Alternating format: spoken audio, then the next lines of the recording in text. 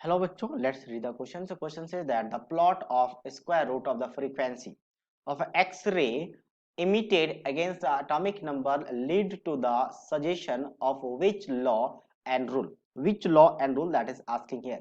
Basically जो सबसे पहले मॉसले ने एक एक्सपेरिमेंट किया था, तो मॉक्सले एक्सपेरिमेंट के नाम से भी ये फेमस है. मॉसले यहाँ पे लिख देता हूँ मैं, MOSELEY, मॉसले.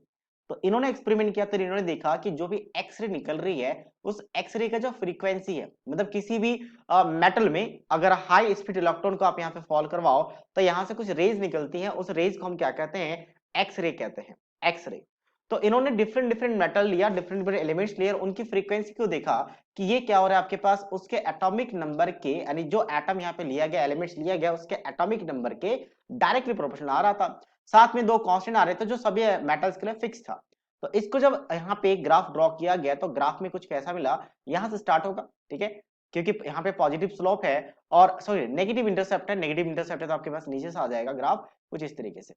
कभी कभी इसको थोड़ा एक्सिस को आगे शिफ्ट करा जाता है तो यहाँ से सेंटर स्टार्ट होता है, तो ये आपका पास ग्राफ बनती है. तो ये मॉसले ने एक्सपेरिमेंट किया था, यहीं से मॉडर्न पीरियोडिक टेबल बना. यही से क्या हुआ आपके पास? मॉडर्न पीरियोडिक टेबल बना. और यहीं से पता चला कि जो भी पीरियोडिक टेबल का लॉज है या फिर पीरियोडिक फंक्शन है वो एटॉमिक मास, क्योंकि इससे पहले एटॉमिक मास था, एटॉमिक मास ना होके एटॉमिक नंबर पे होगा. यानी जो भी आपके पीरियोडिक प्रॉपर्टी है वो किस पे डिपेंड करेगा? एटॉमिक नंबर पे. तो यही से मॉडर्न पीरियोडिक टेबल बना है. बाकी के बारे में डिस्कस कर लेते हैं. पीरियोडिक लॉ क्या है? पीरियोडिक लॉ का मतलब ये होता है कि पीरियड्स में जो भी एक पार्टिकुलर इंटरवल के बाद सेम प्रॉपर्टी को रिपीट करें, हम उसे पीरियोडिक लॉ कहते हैं. तो इसका कोई लेना देना नहीं है इसके साथ, ठीक है. इससे पहले बहुत सारे लॉ आए थे पीरियोडिक लॉ पे.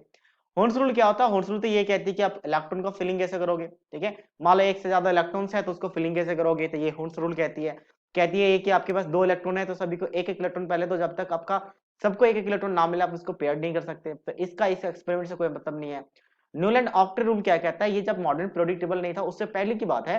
इन्होंने क्या कहता है? एटॉमिक एटॉमिक मास के बेसिस पे, एटॉमिक मास के बेसिस पे एटॉमिक पीरियोडिक टेबल बनाया था. और पीरियोडिक टेबल में कहा था कि एवरी एथ एलिमेंट का जो प्रॉपर्टी होगा वो फर्स्ट एलिमेंट के प्रॉपर्टी के जैसा होगा. जैसे कि आपका म्यूजिकल नोट्स होते हैं, एग्जैक्टली वैसा ही. बट ये सारे क्या है आपके पास? ये सारी पहले की बात थी. जब मॉसले आया, मॉसले एक्सपेरिमेंट आया, उसके बाद मॉडर्न पीरियोडिक टेबल बना. तो इसके बाद क्या बनेगा? कुछ लॉ जो पूछा कि विच लॉ या रूल है, तो मॉडर्न पीरियोडिक टेबल लॉ बना है वहां से.